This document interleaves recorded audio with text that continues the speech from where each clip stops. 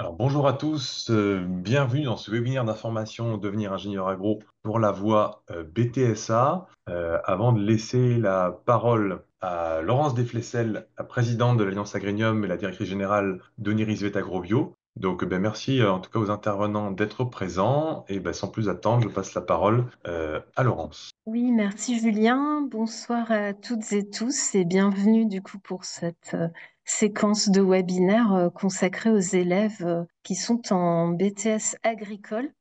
Donc, comme vous le savez sans doute, nous avons ces dernières années profondément réformé l'approche de cette voie, puisque historiquement, il existait la voie dite C, la préparation ATS bio. Et on a souhaité, c'est une forte volonté aussi du ministère en charge de l'agriculture, et donc en lien avec l'ensemble des établissements publics, en tout cas baliser et lutter aussi contre une forme d'autocensure qui pouvait y avoir auprès des élèves de BTS agricole pour poursuivre des études, soit en devenant ingénieur agro, soit en devenant vétérinaire. Donc, au cours de ce webinaire qui est organisé avec les moyens que nous mettons tous en commun, hein, toutes les écoles publiques, pour vous éclairer, j'espère que vous trouverez voilà, matière à réponse à vos questions au travers des différents témoignages, soit d'anciens élèves, soit d'étudiants, soit de personnel qui, dans nos écoles, accompagnent les formations.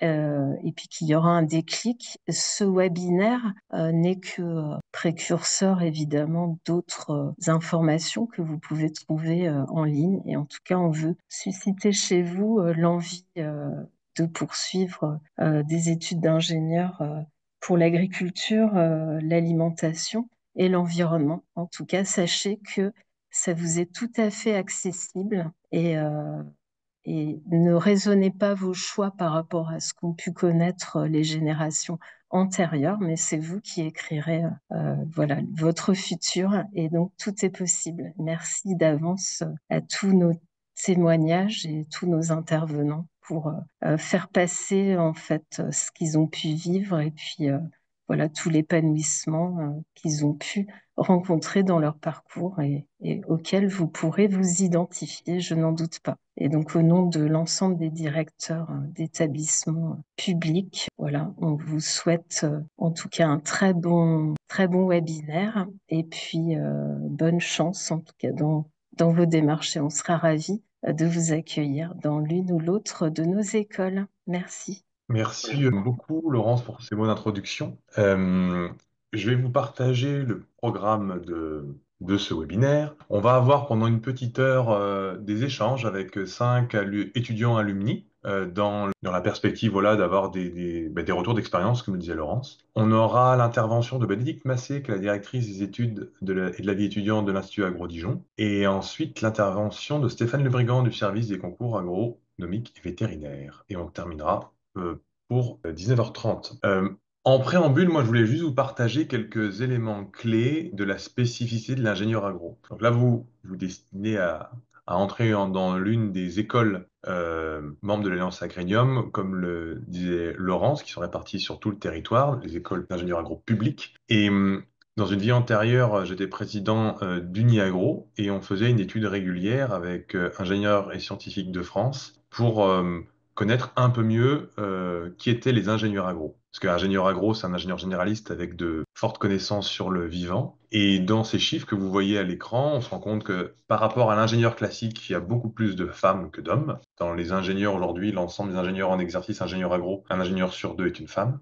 Il y a plus de fonctionnaires, plus d'ingénieurs agro dans les services publics par rapport aux autres ingénieurs. Et les ingénieurs agro, on peut dire, sont un peu plus engagés aussi que les autres ingénieurs, puisqu'on est plus présent dans les associations et les ONG. Ensuite, pour passer rapidement, parce que vous voyez les chiffres un peu qui permettent de voir les différences, les secteurs d'activité où évoluent les ingénieurs agro sont très divers. Bien sûr, il y a la production et la transformation, où on retrouve la majorité des ingénieurs agronomes ou agroalimentaires, mais on se trouve aussi beaucoup plus par rapport aux autres ingénieurs dans l'enseignement et la recherche, beaucoup plus dans les sociétés de conseil, mais l'industrie pure, on est un peu moins nombreux. même si on est beaucoup plus présent dans l'industrie agroalimentaire. Et tout ce qui est construction BTP ou informatique, on est moins présent. Mais après, j'ai mis donc des photos qui représentent un peu différents secteurs.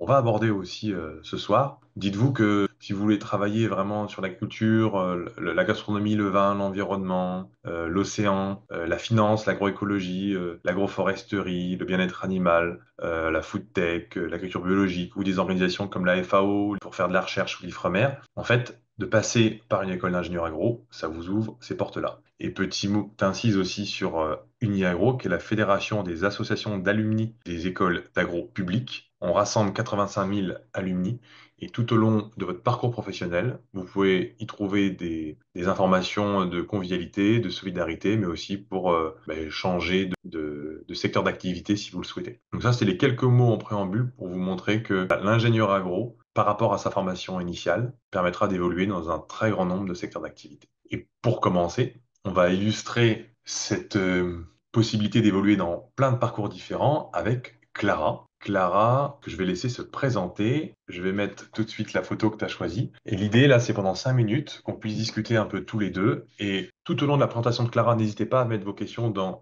questions-réponses, Q et R. Et à la fin de la présentation de son témoignage, nous pourrons reprendre les questions que vous avez posées. Donc Clara, ma toute première question. Non, je vais te laisser te présenter. Vas-y, présente-toi, je t'en prie. Merci.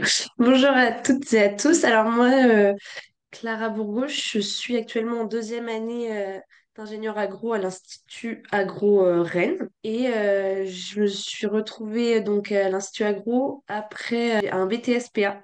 J'ai fait un BTS-PA à Angers et pour passer le concours, j'étais en prépa, j'ai fait une prépa ATS au Heureux à côté de Rennes. Voilà. Et alors, qu'est-ce qui t'a fait à un moment le déclic pour devenir ingénieur agro? Alors moi, bah, je vais être honnête avec vous. Au début, j'étais intéressée surtout par vétérinaire et je me suis vite rendu compte enfin donc je passais le concours vétérinaire mais aussi agro puisque c'est le concours agro-véto et donc j'ai commencé à en apprendre un peu plus sur la formation d'ingénieur agro et je me suis vite rendu compte que contrairement à vétérinaire, on s'enfermait moins dans un métier, ça nous ouvrait énormément de portes. Et toujours, moi je suis très intéressée par l'élevage bovin en particulier, et le nombre de métiers qui s'offrent à nous derrière est vraiment très important. Et donc, ingénieur agro m'a vite intéressée. Et alors, après, par rapport à ton parcours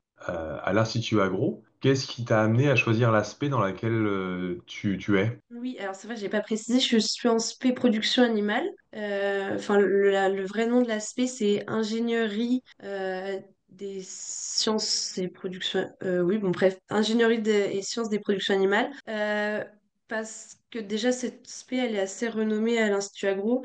Et moi, je voulais partir dans l'élevage. Je suis très intéressée par la reproduction, la génétique animale. Et dans cette spécialisation, c'est un point sur lequel on appuie beaucoup. Et donc, je me suis tout de suite dirigée vers cette spécialisation. Il n'y avait aucune autre spé qui m'intéressait. J'ai toujours été intéressée par cette spécialisation-là. D'accord. D'où la photo, tu as choisi cette photo. Oui, et en plus, c'est une Normande C'est une race normande qu'on voit au premier plan parmi des vaches Holstein.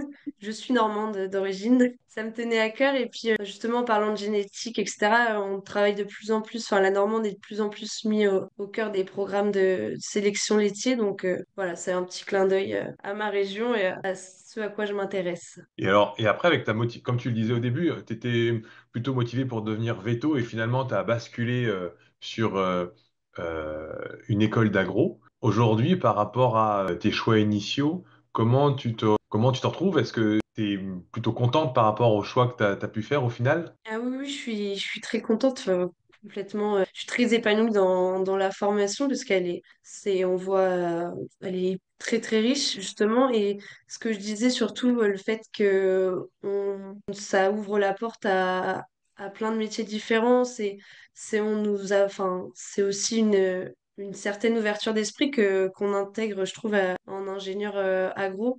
Et donc, je suis très contente de ça. Pour l'instant, je ne sais pas encore précis ce que je veux faire plus tard, mais justement, c'est ça, c'est la liberté de un peu de choisir et de se diriger vers le métier qu'on veut et qu'on peut. D'accord. Et alors justement, en termes de métier, parce que effectivement, ingénieur agro, c'est une formation initiale, c'est pas un métier.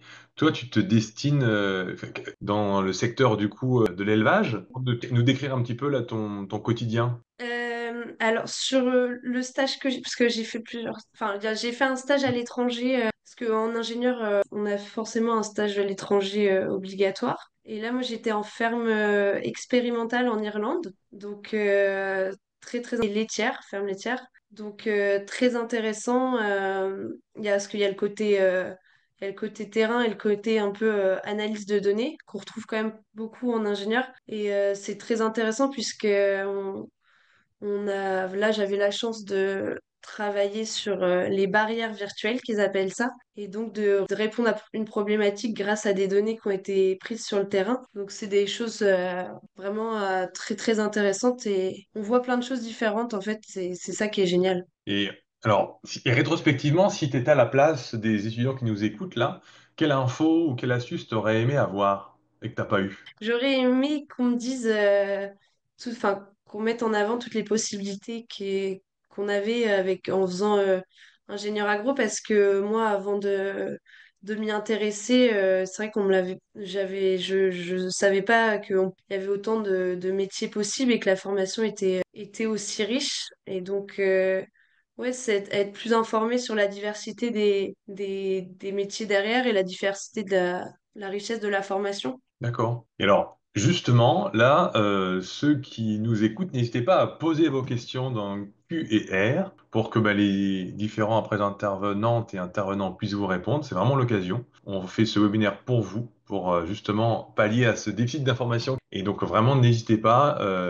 Toutes les questions sont bonnes et ce qui va nous permettre après d'interagir au fur et à mesure du webinaire. Donc, n'hésitez pas si vous avez des questions pour Clara, un peu plus précisément, ce qui a motivé ses choix. Enfin, n'hésitez vraiment pas à poser vos questions. J'aurais aimé avoir la chance de pouvoir poser ces questions à votre place. Ça arrive. Donc, quel métier visez-vous à la sortie de vos études? Alors, oh, faut pas me vous voyez.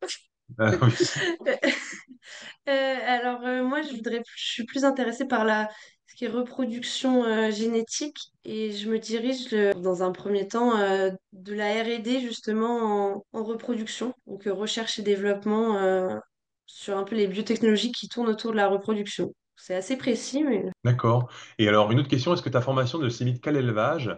Et est-ce que c'est aussi possible d'exercer en industrie de transformation? alors la première partie de la question, j'ai pas. Est-ce que ta formation ne se limite qu'à l'élevage? Ah non, pas du tout. Euh, Pas du tout, parce que enfin, moi, je me spécialise dans les productions animales, mais ça veut pas dire que enfin, c'est spécifique à l'élevage. Quand on dit production animale, on peut très bien se retrouver à travailler. Enfin, même ça prend en compte le bien-être animal. On peut travailler après dans les réglementations. Il y a vraiment plein de métiers qui gravitent autour. Et après, la transformation, c'est peut-être plus. Je pense qu'on peut y arriver, mais après, c'est peut-être plus le côté ingénieur agroalimentaire. D'accord. Alors, est-ce qu'on peut faire de la recherche comme le ferait un vétérinaire qui travaille dans la recherche en tant qu'agé agro? Oui, la recherche, en plus là je suis dans une école où enfin, il y a beaucoup après d'élèves qui se tournent vers une thèse et qui partent dans la recherche. Mais moi je suis pas intéressée pour être à fond dans la recherche, mais justement enfin, comment dire, faire un petit peu quand même de recherche par la R&D, c'est quelque chose qui m'intéresse sans m'y plonger complètement, mais il y a plein de sujets de recherche très intéressants sur lesquels on peut partir quand on est ingénieur agro. Ça, Ouais. J'ai eu une question, est-ce qu'on peut faire ingénieur agro en passant par l'université? Oui, on a fait un webinaire sur les licences, et ça, à la limite, on peut continuer à échanger a posteriori, mais c'est une voie d'accès pour devenir ingénieur agro. Une question sur la durée minimum du stage à l'étranger. Alors pareil, ça dépend des écoles. Et après, une autre question, quelle matière tu fais en formation ingénieur agro en spécialité production animale, par exemple? Alors, c'est une très bonne question. Alors là, j'ai eu, premier début du semestre, on a eu de la zootechnie générale. Donc ça couvre l'ensemble. On a étudié un peu tous les modes d'élevage différents, le fonctionnement des animaux, un peu de physiologie, ça regroupe beaucoup de choses. Après, j'ai eu une matière sélection et génétique animale. Après, là, on a justement une matière qui s'appelle animaux, élevage et société. Donc là, ça, c'est quelque chose qui prend beaucoup de place dans notre formation, mais tourne un peu justement autour des controverses qui gravitent autour du monde de l'élevage. du bien-être, voilà, énormément de choses, le rapport entre société et élevage. Et puis, on a un peu de statistiques, ça, c'est obligatoire. On peut choisir. J'ai pris aussi, j'étudie la production avicole, donc l'élevage des poules, en grosso modo. Et puis là, je fais aussi de l'économie. Voilà, il y a plein de... Ouais, c'est très vaste. C'est très large. Je vois des questions qu'on abordera peut-être après avec Bénédicte un peu plus tard sur le Oui. voyage d'études. Mais alors, est-ce que cela a été aisé pour toi de te détacher de ton projet veto? Est-ce que tu as hésité ou le choix semble-t-il évident? Alors, ça n'a pas été facile au début, parce que forcément, quand on a un objectif en tête et qu'on ne l'atteint pas, voilà, c'est un peu frustrant.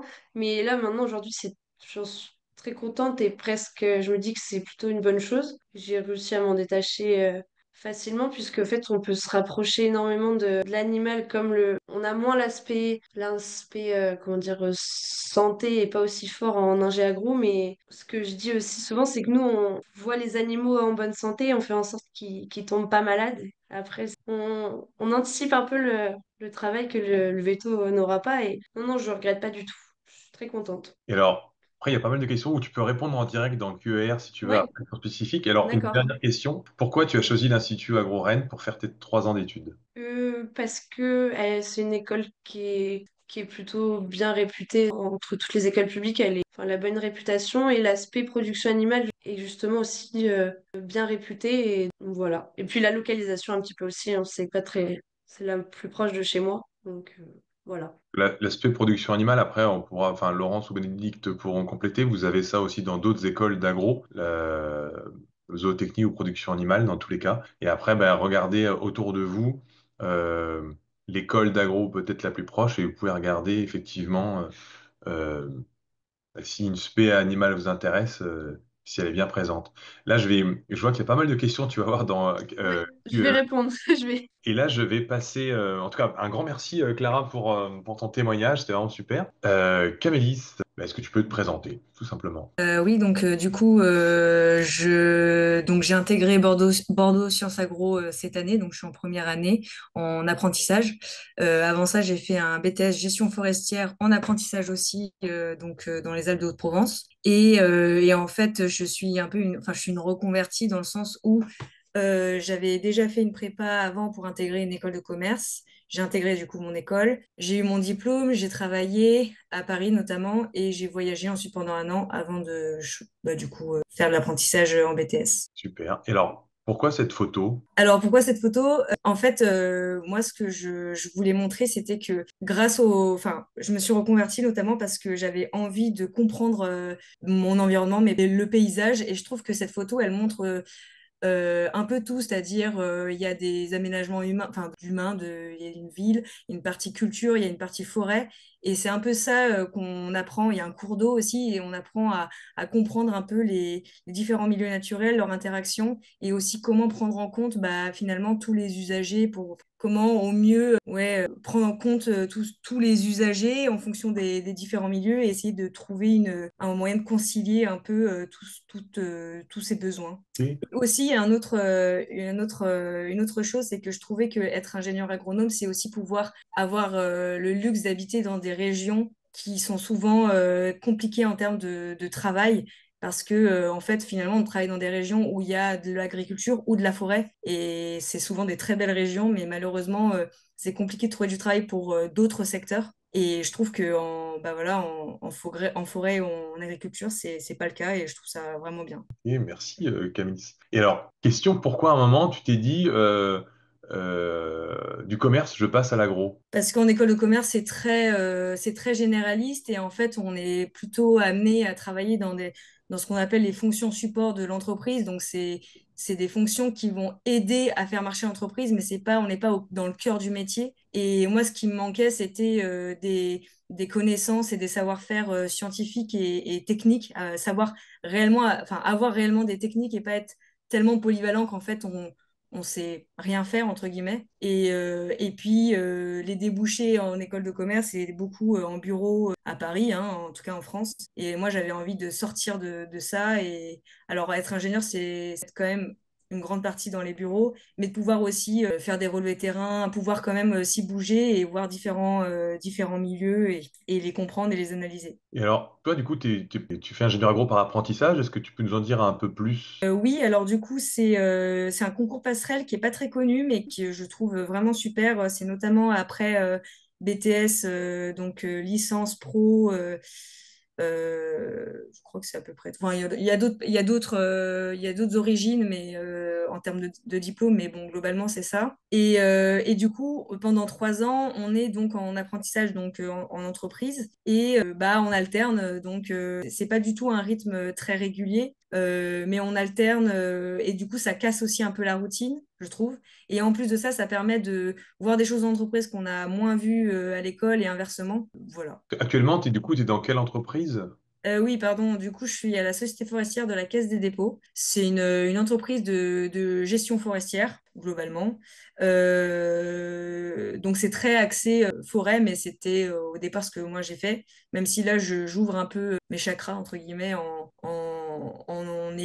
apprenant toute la partie agronomique qu'on n'a pas dans le monde entreprise, mais justement qui sont assez demandeurs aussi parce qu'ils vont se diversifier. Donc du coup, je peux avoir accès, enfin, je peux faire des projets qui sont mi-forestiers ou mi-agronomiques entre guillemets. Donc c'est ce qui rend les choses encore plus intéressantes parce que c'est diversifié et il y a plein de missions différentes. Voilà. Quelle info t'aurais aimé avoir si tu te trouvais à la place des étudiants qui nous écoutent en ce moment? Bah, en fait, je vais répondre un peu, pas exactement à la question, dans le sens où moi, comme c'est une reconversion, je me suis énormément renseignée. Mais par contre, j'aurais aimé à l'époque, quand j'étais en terminale, au lycée, tout ça, pouvoir en fait avoir plus accès à ces métiers. Moi, personne n'avait parlé d'ingénieur agronome, d'ingénieur forestier. Aujourd'hui, il y a des passerelles qui sont encore vraiment méconnues.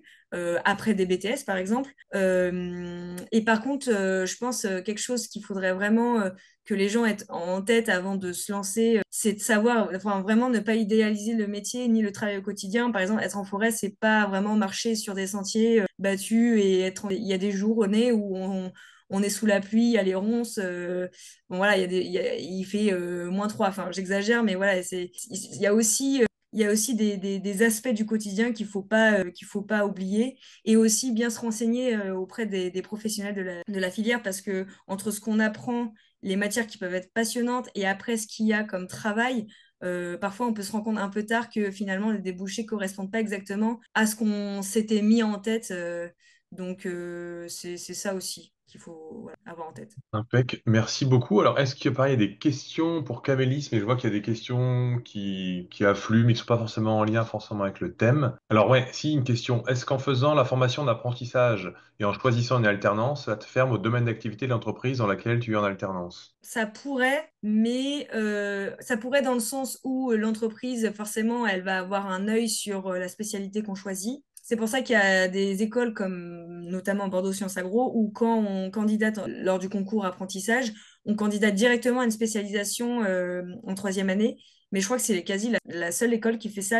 Sinon, les autres écoles on choisit au fur et à mesure du temps. Et donc, oui, entre guillemets, on peut s'enfermer un peu. Après, on peut aussi choisir une entreprise qui est un peu plus, qui a différentes activités et se mettre d'accord sur la marge de manœuvre. Mais bon, voilà, après, c'est des compromis. Être en alternance, c'est aussi pouvoir avoir tout de suite comment dire, de l'expérience professionnelle. C'est-à-dire on a 5 ans d'études, mais on a 5 ans aussi d'expérience. Enfin, 5 ans, du coup, là, c'est 3 ans. Mais voilà. Et puis, l'école, du coup, on ne paye pas l'école. On a aussi une autonomie financière qu'il ne faut pas négliger non plus. Par contre, on n'a que 5 semaines de vacances. Enfin, voilà, il y a aussi... Enfin, c'est des concessions. Ouais. Et alors, une dernière question sur le temps de cours et le temps dans ton entreprise avec l'apprentissage. Alors, normalement, c'est à peu près 50-50, sauf que c'est pas réellement réparti de façon homogène. C'est-à-dire que la première année, par exemple, ici à Bordeaux Sciences Agro, on est quasiment tout le temps à l'école en première année, puisque c'est une année de tronc commun. Il y a beaucoup, beaucoup de choses à intégrer. Et après, en 2e et 3e année, là, on est beaucoup plus en entreprise. Donc, c'est aussi il faut bien être au courant des calendriers pour aussi pouvoir négocier, enfin, en discuter avec l'apprentissage. Parfois, ça peut être un frein parce que, par exemple, là, en première année, on est vraiment pas beaucoup de temps en entreprise, donc ça peut gêner les entreprises et parfois ça peut être un motif de non-signature de contrat. Ok. Alors, je vois qu'il y a d'autres questions sur l'apprentissage. Pareil, tu peux répondre en direct. Merci pour ton témoignage, Camélis. Eh bien, on va passer à Amandine Hiverneau. Je vais te laisser te présenter également. Donc bonjour à tous, donc Amandine Hiverneau, actuellement directrice adjointe de la ferme expérimentale de Grignon depuis octobre 2023. Je travaille essentiellement sur la partie élevage. Donc on a sur la ferme des élevages bovins et ovins, bovins Plumholstein comme sur la photo que vous voyez à l'écran, et ovins on a la race romane et Berrichon de Chair. Donc moi je suis principalement sur la partie management des équipes et gestion des animaux. Et en même temps, je suis responsable en parallèle des expérimentations animales sur la ferme. Mon parcours, du coup, j'ai fait AgroParisTech et je suis entrée en 2020. AgroParisTech par alternance et déjà, j'ai intégré la ferme de Grignon à ce moment-là. À l'origine, je suis issue d'un BTS en production végétale, donc rien à voir avec l'élevage, et j'ai voulu faire ingénieur agronome justement pour aller chercher des compétences d'élevage. Donc c'était une volonté de ma part de commencer à comprendre comment on faisait pousser une plante pour nourrir nos animaux, pour ensuite aller vers le domaine de l'élevage et donc du coup aller chercher des compétences dans la formation ingénieur, formation qui finalement m'a apporté autre chose, pas forcément des compétences techniques proprement dit, pas autant qu'un BTS pourrait le faire, mais par contre m'a permis de m'ouvrir et d'aller chercher des compétences autres, que ce soit sur le savoir-être qui me sert énormément dans mon management au quotidien, que sur des compétences plutôt internationales, l'anglais qui m'a bien aidé et m'aide toujours encore aujourd'hui avec des essais internationaux. Donc voilà dans les grandes lignes. Et alors, pourquoi tu as choisi cette photo? Bon, alors, bien sûr, c'est la ferme de Grignon, mais pourquoi cette photo spécifiquement? Alors pourquoi cette photo spécifiquement? Parce qu'en fait, alors j'avais pas de photo avec mon équipe parce que mes collègues, c'est d'abord des hommes avec un grand H. Mais mes deuxièmes collègues, c'est les vaches les vaches et les moutons. Je travaille au quotidien avec et je suis passionnée par les animaux. Donc c'est un peu le premier fil de ma journée, savoir que à la fois les équipes vont bien et que les animaux vont bien. Et pour moi, c'est mes valeurs, c'est ce qui me permet de me lever tous les matins. Et derrière, le côté, j'ai une partie de mon métier qui est administratif, mais j'ai surtout une partie aussi technique. Je fais un peu 50% bureau, 50% terrain. Et donc, cette photo représente bien l'équipe que je souhaite avoir. En fait, on voit discrètement dans ma main gauche que j'ai mon téléphone qui est prêt parce que j'ai un rôle de manager, mais en même temps, voilà, je suis en contact sur le terrain en permanence. Comme pour les précédents intervenants, qu'est-ce qui t'a manqué comme info rétrospectivement si aujourd'hui tu étais étudiante en BTSA et que tu aurais voulu avoir? En fait, j'ai découvert le concours par hasard, donc j'aurais aimé plus de communication, mais on est là pour ça, donc ça corrige déjà le tir. Ce que j'aurais aimé savoir, c'est qu'on me dise de profiter et que ça vaut le coup. Que s'il y en a encore dans les étudiants qui sont là, qui hésitent ou qui savent pas trop, n'hésitez pas. N'importe quelle école d'ingénieur est extraordinaire. Vous allez passer de super années et profiter qu'on me répète encore et encore de profiter parce que c'est des chouettes années. Et vous avez le droit de faire des erreurs aussi. Si vous faites de l'alternance ou autre, c'est le moment en fait. Faites vos erreurs, c'est le moment. Vous êtes dans un cadre hyper sain et c'est le moment. Donc, profitez. Merci Amandine. Alors, une dernière question. Est-ce que tu peux décrire une journée type de travail dans une ferme expérimentale? Alors, une journée type, eh ben, quand toutes les équipes sont là, j'arrive à 8 heures, je fais le tour des équipes. Le matin, je vais avec eux sur le terrain. Et l'après-midi, grosso modo, c'est au bureau pour faire du traitement de données, traitement de rapports, écriture de protocoles, gestion simplement d'une ferme, donc faire gestion de stock, etc. Donc, voilà, un peu 50-50. D'accord. Et après, j'imagine qu'il y a une journée type, mais après, il y en a plein d'autres aussi, en fait. Ça, les jours se suivent une sorte. Ouais. Oui, ça c'est ma journée type quand tout va bien et qu'il n'y a pas d'imprévu, qu'il n'y a pas, voilà, qu'il y a pas de soucis, ou que ce soit des soucis ou des bonnes nouvelles aussi. Parfois on a des bonnes nouvelles, des essais qui sont demandés et ça, voilà, ça rajoute du travail et ça chamboule un peu nos plans. ou des bonnes nouvelles, la météo est bonne et c'est la moisson, bon bah on quitte le bureau, on va moissonner. Donc les journées ne se ressemblent jamais, donc ça amène, enfin il faut de la polyvalence et aimer ce côté un peu imprévu au quotidien, mais c'est un peu addictif à force. Ouais. Eh ben, merci beaucoup, Amandine. Pareil, il y a des questions sur l'élevage, je vois un peu dans les QER. Si tu vois certaines qui te parlent, n'hésite pas à répondre. Eh bien, de la même manière, est-ce que tu peux te présenter? Oui, donc Sébastien Allot, je suis en troisième année actuellement à l'Agro-Toulouse à l'ENSA. Je fais mon apprentissage dans une association d'agriculteurs dans le sud-ouest qui suit à peu près 200 agriculteurs pour 45 000 hectares de suivi. En fait, on est basé sur le triangle sableux de Nouvelle-Aquitaine qui suit à peu près trait pour trait le massif forestier d'Aquitaine et on fait de la R&D, du conseil collectif et individuel aux agriculteurs, alors principalement sur maïs. L'assolement principal dans les Landes, dans les Landes et la Gironde, c'est le maïs. Mais moi, ma thématique va se diriger vers l'asperge et la lutte contre un ravageur qu'on peut voir sur l'image, un petit coléoptère, le créocère des asperges. Merci pour cette présentation. Et alors, pourquoi tu as décidé de devenir ingénieur agro? Alors, au tout début, c'est une de mes professeurs de BTS qui nous en a parlé en cours. Et on s'est motivé avec trois autres collègues, dont trois maintenant qui sont aussi dans le parcours ingénieur, une à Toulouse et un à BSA. Et donc, c'est en discutant avec eux et en échangeant aussi avec des diplômés ingé agro sur qu'est-ce que ça pouvait apporter et au final leur fonction aujourd'hui, qu'est-ce qu'ils font, qu'est-ce qui les motive, etc. Donc, c'est principalement en échangeant avec des ingé agro déjà en poste que je me suis motivé à faire ce cursus-là. Ok. Et alors, aujourd'hui, enfin, par rapport à ton passage à l'Agro Toulouse, qu'est-ce que tu retiens en fait? Parce que tant qu'on n'est pas dans une école d'ingé, on ne se rend pas compte de ce que ça peut être. Toi, qu'est-ce que tu retiens de ce passage en école d'ingé? Et après, par rapport à ton métier actuel, comment tu le mets en corrélation un peu? Parce qu'effectivement, tu as été formé à être ingénieur agro, mais il y a la formation, mais au niveau de la vie étudiante, peut-être? Moi, j'ai eu la chance de faire partie du B2 de Toulouse, de l'ANSAT, en tant que trésorier. Donc, c'est vrai que c'est une chose qu'on voit pas forcément en BTS. Enfin, peut-être il y a certains BTS qui se sont développés là-dessus et qui ont développé une vie étudiante, mais en tout cas, là où j'étais, comparé à l'ANSAT, c'est complètement différent. On n'est pas sur le même nombre de personnes aussi dans les promos, et donc il y a énormément de choses à découvrir et de personnes à découvrir. Et ce qui est intéressant avec un profil BTS dans une école d'ingénieur, c'est que nous, on a déjà une petite partie pratique opérationnelle déjà. Alors tous ceux qui sortent de prépa ont pas forcément ce côté pratique-là, mais ont tout ce côté théorique que nous, on n'a pas forcément. Donc c'est très intéressant de pouvoir échanger là-dessus.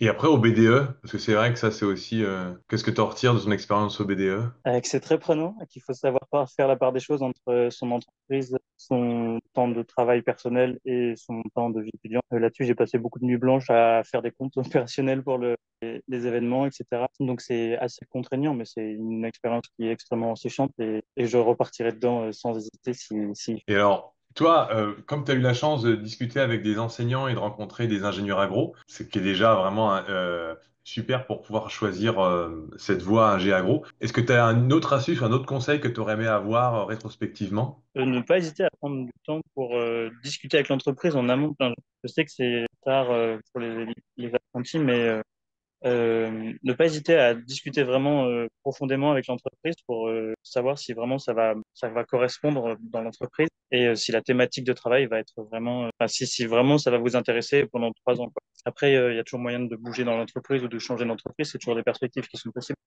Mais voilà, faut prendre le temps de discuter, de poser les bases, de comprendre ce qu'on veut et de comprendre ce que veut l'entreprise pour ne pas se retrouver dans une situation qui nous plaît pas. Est-ce que, je regarde les questions, est-ce que vous avez des questions pour Sébastien, du coup, qui a un profil plus, voilà, R&D, culture végétale? Je regarde dans les précédentes questions. Il y a des questions qui tournent autour de l'écologie. Ça, en fait, dans les écoles d'ingénieurs agro, vous en aurez, notamment la lutte contre le changement climatique. Alors, je sais pas si tu peux dire quelque chose là-dessus, Sébastien. En tout cas, je sais que ça fait partie de toute façon de la formation initiale AG Agro. Nous, c'est quelque chose qu'on voit énormément à l'ENSAT. Je pense que dans toutes les écoles aussi, on a un autre apprenti dans l'entreprise où je suis, qui vient de BSA, qui est en spécialisation agrogère, donc agroécologie pour la gestion des ressources, un peu comme Agreste à l'ENSAT. Donc c'est une thématique qui est très ancrée au sein des écoles et après plus professionnellement au sein du GRCTA. Donc nous, notre objectif, c'est vraiment d'accompagner les agriculteurs sur le plan technique, économique et opérationnel. Donc ces enjeux-là de changement climatique, on est les premiers à les percevoir avec les agriculteurs et c'est des thématiques qui sont travaillées. Nous, depuis la création du CETA, il y a énormément de choses qui ont été mises en place, de pratiques qui ont été testées. Donc, que ce soit de l'implantation de couverts, tout simplement, ou de la gestion de fertilisation, une meilleure compréhension des mécanismes, etc., de l'irrigation aussi. Nous, dans le secteur des Landes et de la Gironde, on a une grosse préoccupation sur la gestion de l'eau. Tout est réalisé par forage, mais il y a des questionnements de la part du SAV,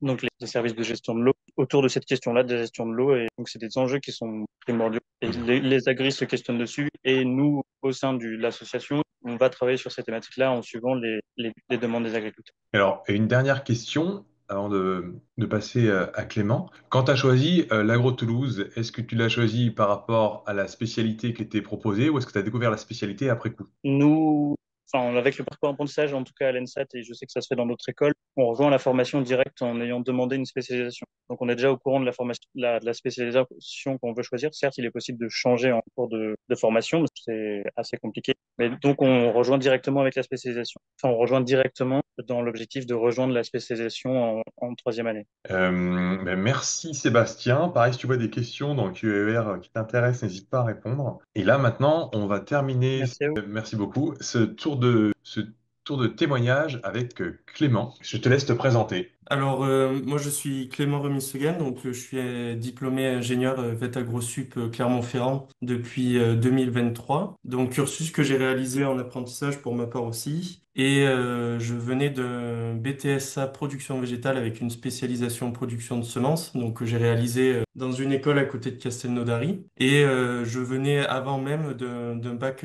STAV. Donc voilà, un cursus loin des prépas que je fuyais et avec une vraie stratégie d'aller jusqu'à l'ingé agro sans passer par ce mode de prépa qui me correspondait pas. Avant d'entrer dans le BTS, tu voulais devenir ingénieur agro, déjà, tu savais. Oui, oui, oui, oui, c'était. Bon, j'ai découvert l'ingé agro, pareil, avec un professeur en bac ST. Donc après, j'avais écrit ma destinée, en tout cas, pour aller jusqu'à l'ingé agro. Et c'était bien ancré, tu avais ta stratégie. Donc, toi, tu voyais clair sur les différentes voies d'accès pour devenir ingénieur agro? Oui, alors c'était aussi une volonté, l'apprentissage. Donc là, c'était justement me rapprocher du monde professionnel pour aller notamment chercher cette crédibilité ensuite sur le marché du travail. Donc avec le BTSA qui avait pour objectif de me rapprocher des agriculteurs et l'apprentissage de me rapprocher de l'entreprise pour pouvoir avoir un profil ingénieur qui était à mon sens intéressant à la suite de mon école. Et alors, est-ce que tu peux nous décrire les photos que tu as choisies? Ouais, mais alors justement pour rester un peu sur la lignée de tout ce qui a été dit avant moi, et c'était des choses assez intéressantes. En fait, quand on veut décrire un ingé agro, c'est super dur. Et alors choisir une photo, c'est d'autant plus dur. Donc là, j'ai essayé d'illustrer un petit peu en fait mon parcours avec à la fois une expérience dans l'apiculture, une expérience dans l'expé végétal, dans la semence. Tous les voyages qu'on peut être amené à faire aussi dans le cadre du travail. Donc là, la photo où j'ai des graines dans la main, c'est en Argentine. La voiture en bas à droite, c'est en Turquie. Donc il y a des voyages à travers le monde. Il y a aussi des perspectives tout à fait un peu originales, et c'est notamment la photo en haut à gauche avec le développement d'un projet entrepreneurial dans le tourisme. Ça permettait d'illustrer à la fois toute la richesse de l'ingé agro et ensuite toutes les rencontres humaines qui sont possibles au travers de toutes ces expériences qu'on peut être amené à avoir en fait quand on est ingé agro. Donc voilà, j'ai essayé d'illustrer assez sommairement qu'est-ce qu'était un ingé agro pour moi, mais c'était relativement compliqué de choisir une seule et même photo. Non, mais très bien.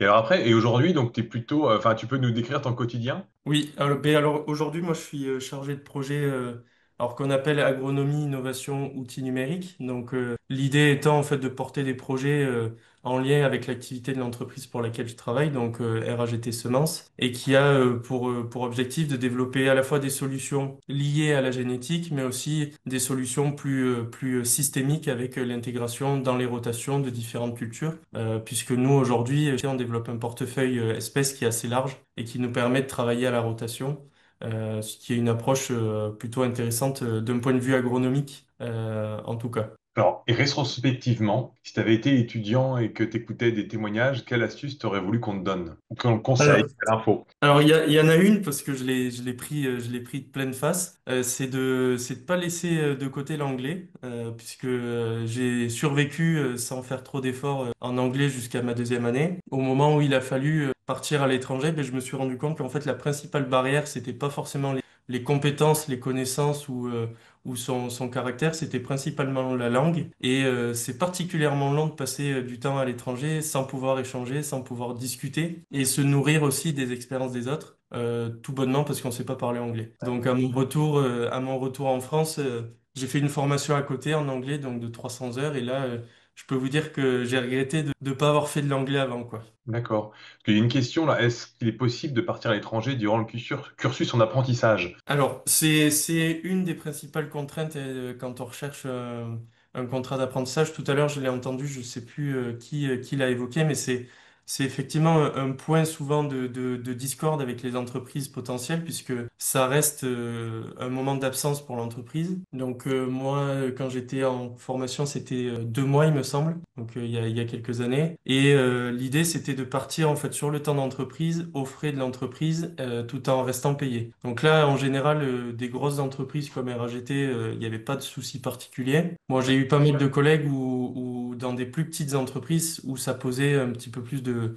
difficultés. Et donc là, il y avait des démarches à mettre en place. Mais bon, je croise les doigts pour que depuis, ça se soit un peu arrangé. Mais c'est un point en général qui fait un petit peu stresser les étudiants, cette partie-là. Et peut-être je peux rajouter quelque chose par rapport à ce sujet, c'est que il y a une réforme qui dit que en gros les apprentis sont obligés de passer du temps à l'international à un temps de plus en plus long. Donc avant c'était 4 semaines, moi aujourd'hui c'est 6 semaines, mais pour les prochains ça va être 9 puis 12 semaines. Mais il y a une autre possibilité, c'est que soit l'entreprise elle prend tout en charge et c'est un projet qui va permettre d'aider l'entreprise sur tel et tel sujet. Ça peut être aussi apporter, voilà, faire un stage pour voir comment font d'autres pays sur tel sujet, etc.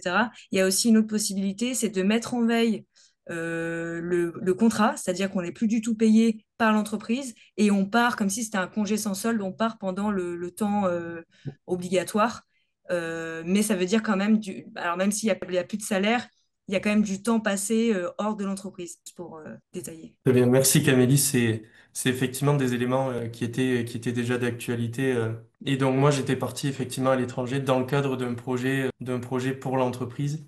Donc effectivement, avec le maintien de salaire et du coup l'ordonnancement de missions à l'étranger. Et après, une dernière question, puisque tu es plutôt dans la production végétale. Une question, quelle est l'école la plus adaptée pour la production végétale? Alors après, il y a des SP dans toutes les écoles quasiment. Alors soit pour aider à répondre à cette question, qu'est-ce qui t'a fait choisir VetaGroSup? Parce que pour moi, tout dépend de... Enfin, ça dépend de plein de... Il n'y a pas de meilleure école par rapport à l'autre, mais en tout cas, de savoir pourquoi tu as choisi VetaGroSup, ça peut aider cette personne à choisir. Oui, la première réponse, si je veux être sur le ton de l'humour, c'est Veta Grossup qui m'a choisi en premier, puisque le résultat du concours donnait aussi les perspectives d'admission. Et après, si je veux donner une réponse un petit peu plus de cœur, c'est de dire qu'effectivement, Veta Grossup est une école, alors qui est plus petite que certaines autres écoles qu'on peut retrouver en France. Donc il y a ce côté un peu famille qu'on peut retrouver à Vetagro. Et c'était aussi ça qui est rentré en critère dans mes choix d'école. Et puisque pour rester dans la continuité d'éviter les prépas, moi, c'était vraiment le côté dimension humaine et la formation où je pouvais échanger avec les professeurs en direct sans être forcément noyé dans une masse qui est compliquée à gérer. Donc ça, c'était des éléments qui rentraient en ligne de compte. Et après, il y avait aussi une option qui s'appelle Market, donc qui est une option liée au marketing et au commerce. Donc ça faisait aussi partie des éléments de choix, notamment dans ma construction de mon profil d'ingé agro, de partir avec ce côté BTSA capable de produire et ensuite d'être un ingénieur diversifié sur la partie marketing et commerce pour être capable de vendre. Donc aujourd'hui, j'ose espérer pouvoir dire que je maîtrise de la graine jusqu'à la fourchette, puisque j'ai pu voir au travers de toutes les formations, en fait, toutes ces étapes-là, de la création jusqu'à la mise en production et après la transformation et la commercialisation. Puisque produire, ça reste aussi une première étape à la commercialisation d'un produit derrière. Et donc, je trouvais intéressant d'avoir un profil complet jusqu'à la fourchette. Un grand merci Clément pour ton témoignage. L'idée dans cette deuxième partie de webinaire, c'est d'échanger avec Bénédicte, que je vais laisser se présenter aussi, et puis après Stéphane, pour voir un peu plus concrètement comment ça se passe dans une école d'ingénieurs agro. Bonjour à tous. Moi, je suis directrice de l'enseignement et de la vie étudiante à l'Institut Agro Dijon. Dans les écoles d'ingénieurs, c'est le service qui suit les étudiants du recrutement jusqu'à l'insertion, en passant par le suivi de scolarité, le suivi des projets. Et donc, la différence entre les écoles d'ingénieurs et ce que vous connaissez donc en BTS, c'est que une des différences, c'est que les formations sont, on appelle accréditées par la commission des titres ingénieurs, donc sur des compétences. On doit définir les compétences d'un ingénieur agronome. Donc, il y a des fiches pour cela et on construit le cursus en fonction des compétences attendues. Ces compétences sont établies au sein de conseils de perfectionnement en lien avec la profession agricole, en lien, il y a aussi des enseignants, il y a aussi des étudiants, puisqu'il y a des représentants étudiants, ça a été dit au préalable, hein, les étudiants sont omniprésents dans nos instances, dans nos groupes de travail, etc.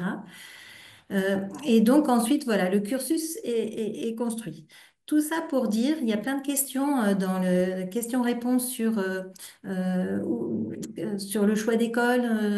Quelle école est la mieux placée sur la production végétale, la mieux placée sur la production animale? Oui, il y a des spécialités par école, mais globalement, les compétences d'un ingénieur agro, toutes les écoles répondent dans leur cursus à la formation pour les compétences attendues de manière globale pour des ingénieurs. Donc, en choisissant une école, vous vous tromperez pas, parce qu'en plus, dans les écoles, vous entrez pour un cursus qui est préécrit. Voilà, on a déposé des maquettes de formation, donc oui, vous rentrez cette formation qui est validée, mais il y a tout un tas d'occasions de personnaliser le cursus par le biais de stages, par le biais de modules optionnels, par le biais de choix de spécialité, de spécialisation, etc. Donc, de projets. Donc, il y a vraiment un temps dans la formation très important qui permet de faire ces choix. Un des témoins disait que il avait commencé, il était entré avec une entrée végétale et puis ensuite son alternance lui avait permis de se spécialiser ou en tout cas d'en apprendre plus en domaine animal. Eh bien, ça, c'est possible à tout moment. Et donc, de toute façon, on est diplômé ingénieur agro et on n'est pas diplômé ingénieur agro de l'agronomie, de la spécialité forestière. Non, forestière, c'est un mauvais exemple, mais de la santé du végétal ou autre. On est ingénieur agro. Voilà.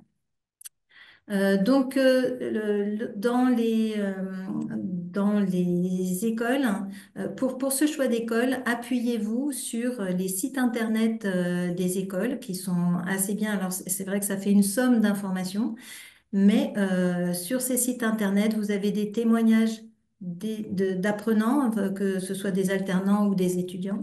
Vous avez des témoignages de diplômés. Donc là, vous pouvez aussi, en fouillant sur tous ces sites et tout ce qui est proposé, vous faire une idée de ce qu'on peut faire avec ce diplôme. Ça peut effectivement être fastidieux, mais en même temps enrichissant. Ce qui est important aussi dans les écoles, c'est la vie étudiante. Alors, je crois que c'est Sébastien qui en a parlé, qui a été élu dans un BDE, engagé dans un BDE. Donc, dans les écoles aussi, nous travaillons à la reconnaissance de l'engagement étudiant et des compétences qui sont acquises au travers de ces différents engagements. Et l'engagement associatif, la vie associative, c'est très, très important dans les écoles. Alors, vous avez tous entendu parler de l'aspect convivial et festif, évidemment, mais il y a tout un tas d'autres choses. Il y a des juniors entreprises, il y a des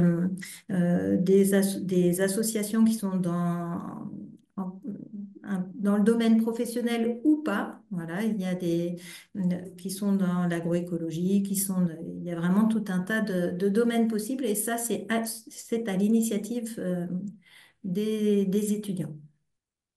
Donc voilà, globalement, je vois que Laurence est, est à la caméra, donc si tu veux compléter.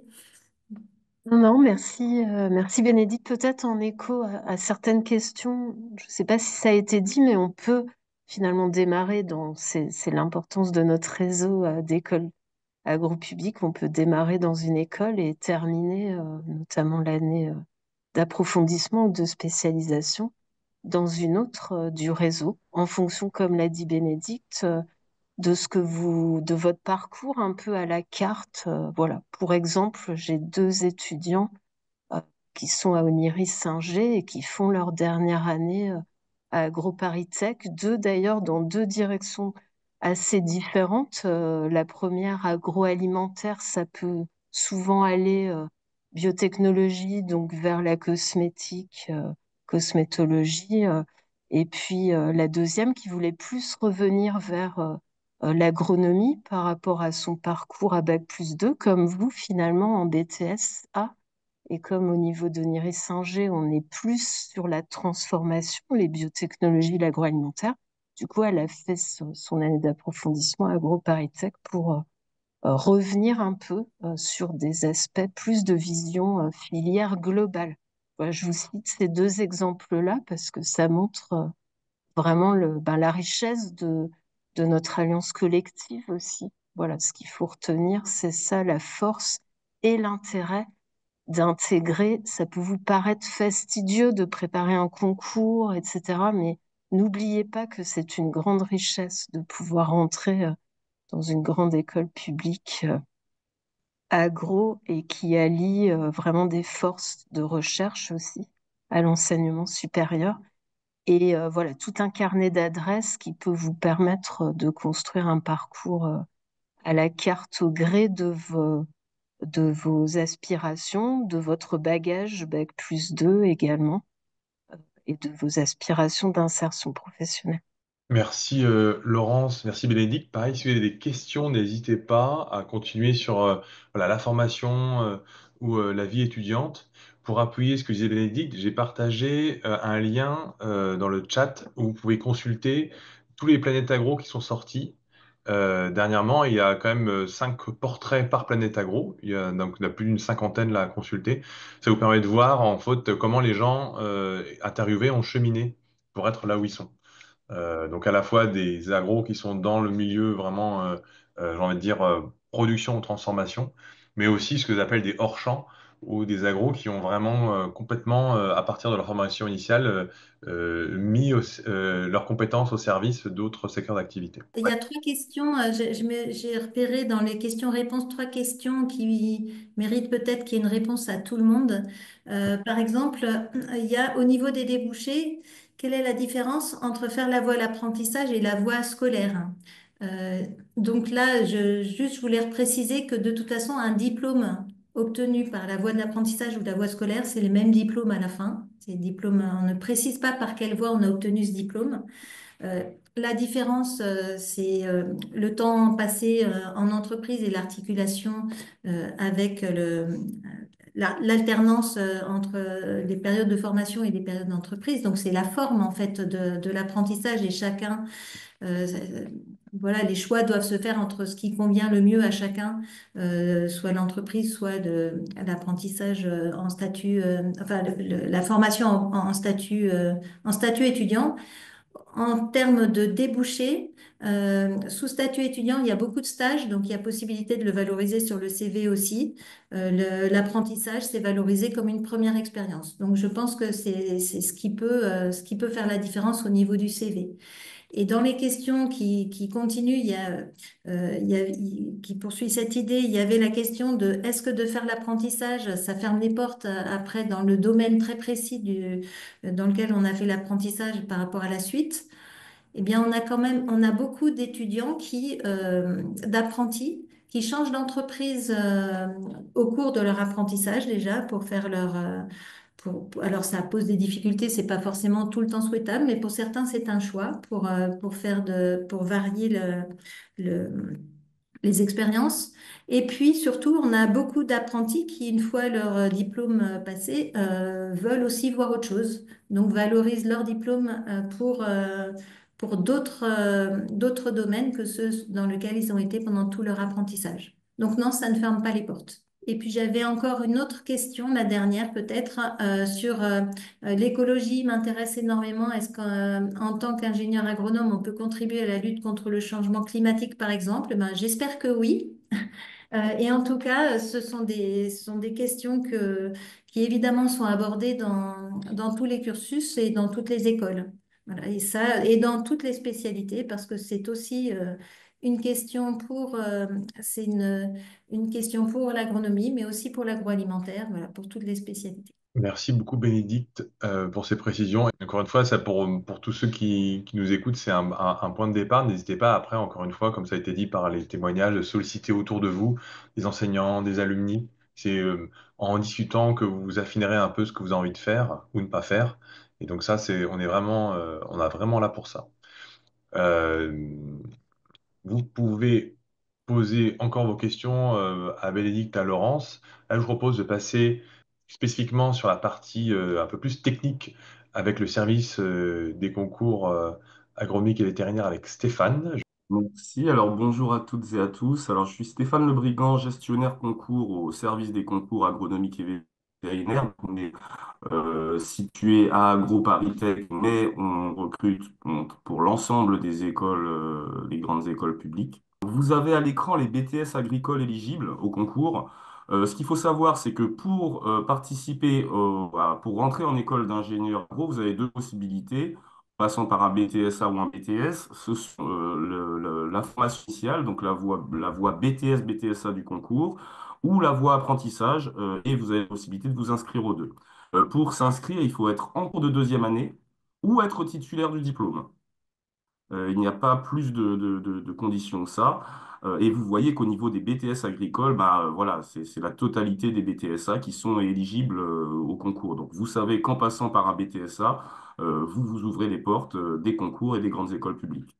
On va voir sur la diapo suivante la liste des BTS, donc plutôt rattachés au ministère de l'Enseignement supérieur. Et on voit que la liste est plus restreinte par rapport à l'ensemble des BTS possibles, mais on a quand même une grande diversité de domaines d'origine, hein. Évidemment, la majorité de nos candidats viennent de diplômes à dominante biologique, mais on voit qu'on a, par exemple, cybersécurité informatique et réseaux électroniques, on a géologie appliquée, voilà, pilotage de procédés. On a quand même un grand éventail de domaines éligibles. Il est aussi possible de passer par un BTSM, donc brevet de technicien supérieur maritime. Et si toutefois vous n'avez pas de diplôme éligible, mais vous êtes sur un BTS autre, il est possible de passer par la commission VES qui se tient chaque année, donc validation des études supérieures. Cette commission peut vous permettre, alors c'est pas garanti, mais peut décréter que vous avez le droit de participer au concours, voilà, sous réserve d'avoir fourni voilà, la liste des enseignements suivis dans votre BTS et qu'on constate que, voilà, que c'est quelque chose qui est susceptible de plaire aux écoles qui recrutent.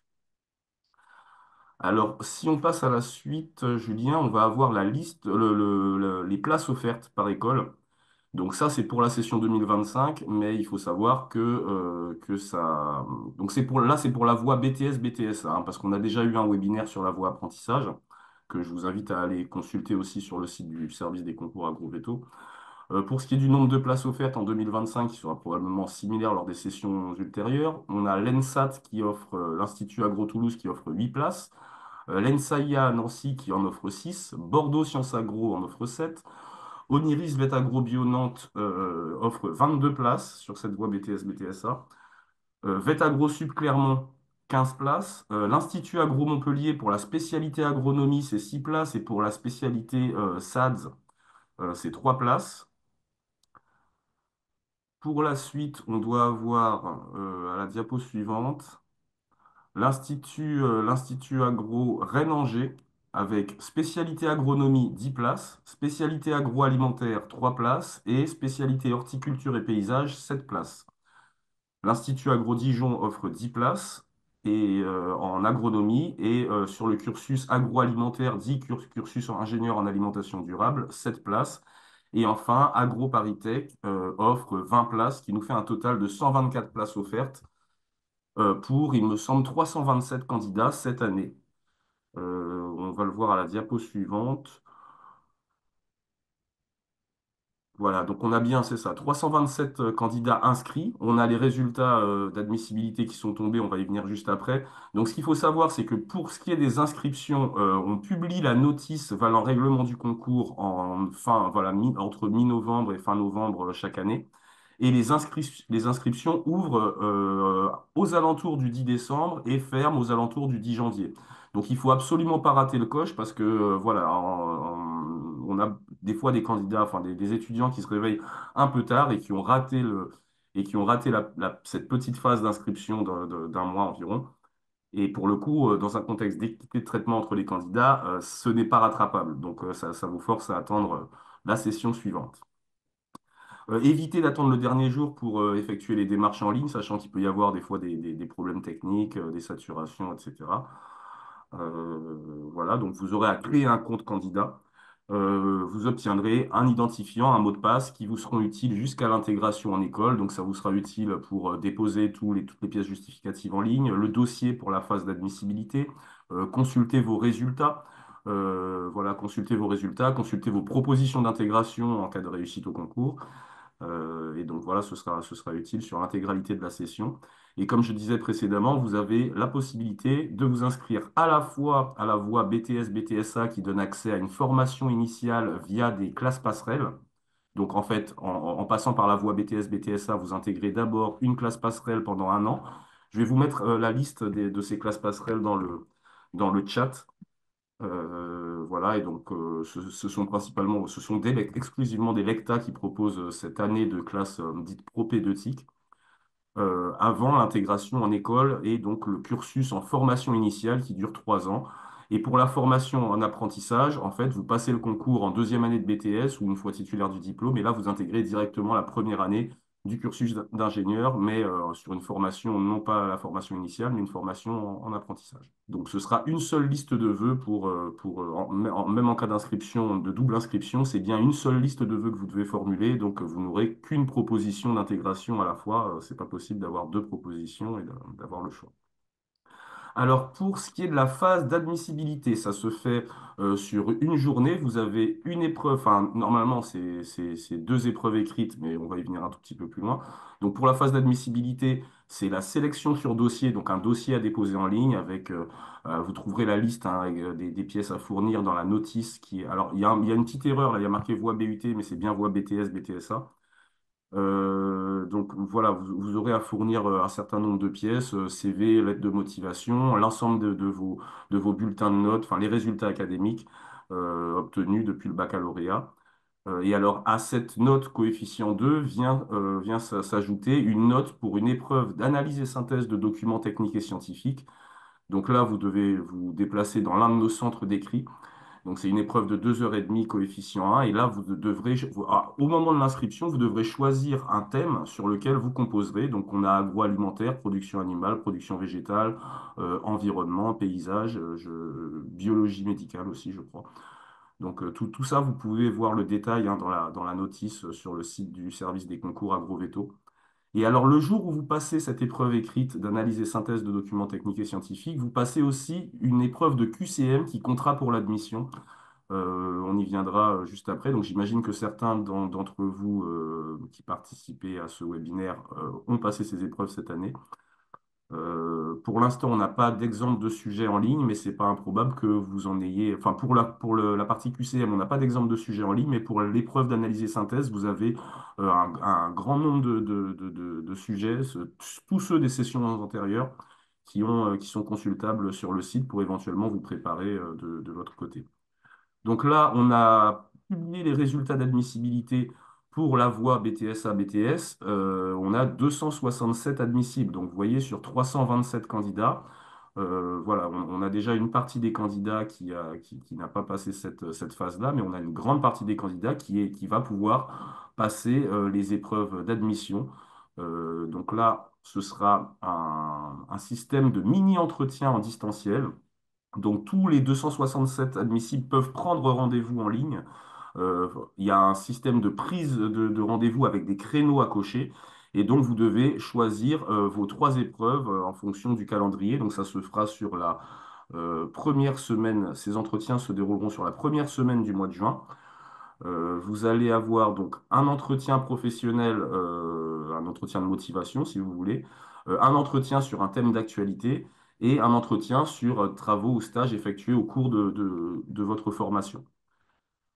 À ces trois notes viennent s'ajouter les notes de QCM obtenues pendant la phase des écrits. Et donc, tout cela fera un coefficient 3 qui vient s'ajouter aux notes obtenues sur la phase d'admissibilité. Donc là, pour les résultats de cette session 2025, ce sera le 25 juin. Et les candidats vont connaître leur moyenne, leur total. Ils sauront s'ils sont classés ou non classés et leur rang sur le concours agro. Et pour la suite, alors une fois que vous savez si vous êtes classé, ça veut dire si vous êtes classé, vous avez voilà, une possibilité d'intégrer une école en fonction de votre rang de classement, du nombre de places offertes dans les différentes écoles, de votre liste de vœux et des vœux des candidats qui seront mieux classés que vous, puisque voilà, les places sont attribuées dans cet ordre-là. Je ne sais pas si on a autre chose derrière. Voilà, donc là, la formulation des vœux est terminée depuis vendredi dernier. Les candidats ont eu du 1er mars au 16 mai pour formuler leurs vœux en ligne. Il n'y a aucune stratégie à adopter en se disant, ah ben voilà, mon niveau ne me permet pas de faire ci ou de faire ça. Voilà, il faut vraiment classer ces vœux par ordre de préférence et par centre d'intérêt. Vous avez ensuite donc la procédure d'intégration qui va débuter le 30 juin. Si un candidat a une proposition d'affectation, il a 48 heures pour répondre en ligne via son espace candidat. Et alors, le principe de base, voilà, si jamais on vous propose par exemple votre deuxième vœu, vous avez la possibilité de répondre oui, mais en disant j'attends une proposition pour un vœu mieux classé dans ma liste. Enfin, je dis votre deuxième vœu, ça peut être le septième ou le dixième, hein. Mais vous avez aussi la possibilité de répondre directement oui définitif afin de ne pas attendre qu'une éventuelle place se libère et tout de suite démarrer les démarches pour la rentrée, logement, transport, etc. Alors, pour compléter éventuellement votre préparation, vous pouvez aller sur le site du service des concours Agroveto. Dans Espace concours se préparer, vous allez trouver des bilans, des statistiques, des rapports d'épreuves, des recommandations des jurys sur les sessions précédentes et qui vous permettront de vous préparer éventuellement pour la session 2026 ou une session plus tard. Voilà. Alors, n'hésitez pas à poser toutes vos questions dans le QR. Voilà, je ne sais pas si Julien, tu en as déjà repéré quelques-unes. Oui, j'en ai quelques-unes. Alors, il y a une question. Est-ce que les profils issus de bacs généraux ont plus de chances d'être admis que des bacs pro, par exemple?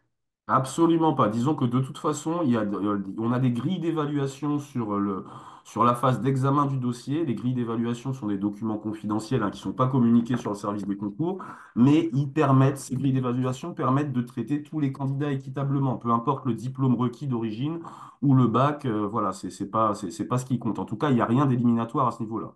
Question, en quoi consiste l'entretien sur le thème d'actualité? Pour être précis, ça va être difficile puisque c'est la première session, on l'organise. Mais en gros, les candidats, lors de ces épreuves d'eux-mêmes, sont en visio face à un jury. On va vous proposer, alors ça va peut être sous forme de questions ou sous forme de phrases. Et voilà, un thème d'actualité. Alors ça peut être, je sais pas, les enjeux du bocage actuellement ou quelque chose sur le conditionnement en agroalimentaire. Il y a rien de, disons, il y a rien de très très pointu, mais c'est forcément quelque chose d'accessible, hein, on va pas parler de ouais, et quelque chose un thème forcément d'actualité à développer avec vos connaissances personnelles. Donc toujours éventuellement se tenir au courant de l'actualité. Julien a mis en ligne les planètes agro. Il y a tout un tas de publications qui sont susceptibles de vous intéresser voilà, en ligne. Et voilà, c'est ce qui va vous permettre de préparer cet entretien. En gros, il n'y a pas de sujet il n'y a pas de sujet en tant que tel qui va vous être proposé, hein. Ça peut être sous forme d'une phrase ou d'une question portant voilà, sur un thème avec des enjeux actuels. Merci. Alors, encore deux, trois questions pour tenir le timing. Alors, lorsqu'on est déclaré classé et en liste d'attente, quelle est la probabilité d'être admis? Ou est-ce que cela signifie qu'on est admis dans tous les cas, qu'il faut juste attendre? Alors, disons que ça va dépendre de votre rang de classement et sur les listes d'attente, un candidat qui est classé, lors des propositions d'affectation, il voit son rang sur liste d'attente.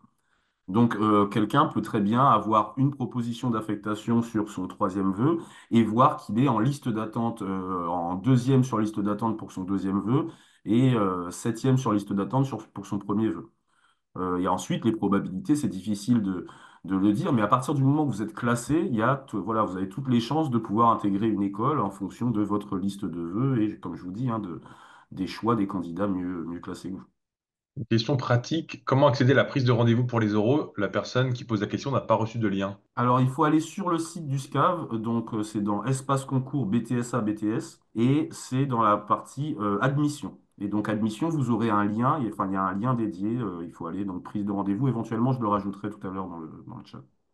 Alors, des questions sur le thème d'actualité. Est-ce qu'il est orienté sur la spécialité choisie pour le concours? Donc, selon qu'on choisit production animale, production végétale, ou est-ce que ça peut être complètement aléatoire, le thème? Absolument pas. Disons que voilà, ce n'est pas basé là-dessus. Maintenant, les membres de jury ont connaissance des diplômes d'origine des candidats. Et voilà. Et c'est aussi pour ça d'ailleurs que ce sont des thèmes très, très généraux, hein. On n'a rien de très précis, de très pointu. Ce sont des choses accessibles à tous en principe. Une question pour les mêmes, en fait. Est-ce qu'il faut prévoir un support de présentation? Non, en tout cas pour cette session, ce sera peut-être amené à évoluer pour la suite, donc il faudra vraiment se référer à la notice pour la session 2026. Pour ce qui est de la session 2025, aucun support n'est demandé. Simplement pour la partie entretien sur travaux ou stages, vous devez envoyer un résumé un résumé voilà, de ce que vous allez présenter en amont des entretiens, et c'est quelque chose dont le jury prendra connaissance afin de pouvoir bien voilà, mener l'entretien. Alors, et après, une question. Alors, si, une question sur les coefficients, mais tu l'as présenté juste avant. Je vais peut-être leur partager. Les coefficients pour les oraux. Alors, en fait, on est sur un coefficient 3, mais les notes, en fait, vous allez avoir un ensemble de notes sur les QCM. Alors, cette année, il y avait 4 QCM et on a 3 entretiens en distanciel pour la phase d'admission. Donc, ça fait un total de 7 notes qu'on ramène sur 20 et qu'on met au coefficient 3. Et donc, ces 7 notes viennent s'ajouter à la note du dossier de l'admissibilité et à la note d'analyse et synthèse de l'épreuve écrite. Et donc, ça fait un total de 6 pour le classement d'admission et pour l'intégration en école. Voilà, je pense que les épreuves des mini-entretiens, donc c'est une nouveauté, c'est vraiment pour mesurer des aspects de culture générale, hein. Donc voilà, faut bien voir les questions d'actualité comme pour apprécier voilà, votre capacité d'ouverture, votre curiosité. Donc surtout, voilà, le conseil que je peux donner, c'est soyez le plus curieux possible autour des sciences du vivant, enfin de la culture. Enfin voilà, ne pas être enfermé dans un projet ciblé de métier. C'est un peu ça, sinon vous risquez de tomber. Voilà, faut suivre un petit peu l'actualité, vous intéresser. Vous avez plein d'outils aujourd'hui à votre disposition. Nous, on ne conseille pas, je ne sais pas si des prépas privés se développeront, ça existe. Pour les concours sur Parcoursup aujourd'hui. On ne conseille pas, on vous invite plutôt à vous rapprocher de vos équipes pédagogiques de BTS agricole, voilà, qui peuvent vous proposer peut-être des choses à la carte et vous conseiller dans des éléments de préparation. Dernière question que je vais prendre sur l'entretien, sur le stage. Il n'y a pas de partage de PowerPoint ou de diaporama, Stéphane. Non, non, alors, comme je vous dis, hein, pour cette session 2025, aucun partage d'écran, pas de PowerPoint à préparer, non. Et après, je vous invite voilà, à aller sur le site du SCAV avec les notices qui peuvent avoir. Il y a déjà des réponses aux questions que vous pouvez vous poser. Comme il est déjà 34, ben, je vais laisser encore un grand merci à tous les intervenants. Alors certains sont partis et merci à ceux qui sont restés. Sébastien, un grand merci à Bénédicte, un grand merci à Laurence et à Stéphane. Et Laurent, je te laisse conclure ce webinaire. Oui, merci vraiment à tous. Alors, c'est toujours très riche les questions. Alors là, on voit bien qu'on a l'impact des réformes aussi. Donc, il y a pas mal de questions sur l'articulation entre les différentes voies de concours.